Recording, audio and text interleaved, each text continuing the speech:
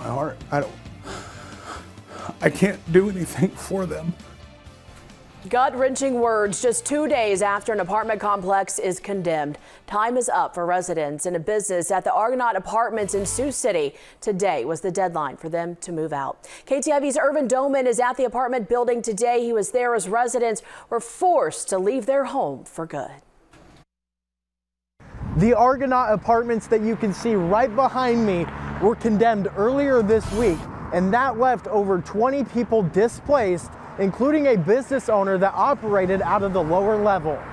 This is a tragedy for the people who are displaced upstairs. I have a home. I didn't sleep here, but I am out of business and I don't have an income right now. George Owings, the owner of Little Nicky's Tattoo, came to know many residents at the Argonaut Apartments over his 13 years of ownership on the lower level.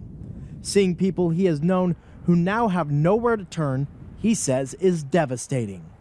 It breaks my heart. I can't do anything for them.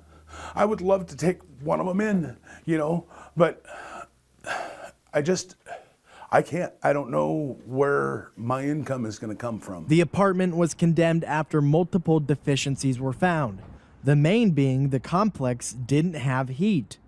Doug Coney has lived in the Argonaut for years, and he is searching for an answer. As far as the red tag situation with the residents here, we're out in the cold. I've gone to several other agencies. I haven't heard back from any of them.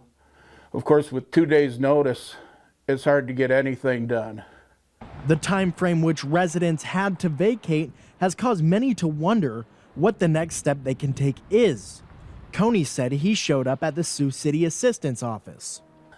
They handed me a sheet of paper with a list of landlords and a sheet of paper that said, if you need a hot meal, go to the Gospel Mission. If you need a place to stay, go to the warming shelter. I feel like a second-class citizen. The sentiment from both Coney and Owings is hopefully members of the community will step up and help those that are displaced and searching for a new home. In Sioux City, Irvin Doman, KTIV News 4.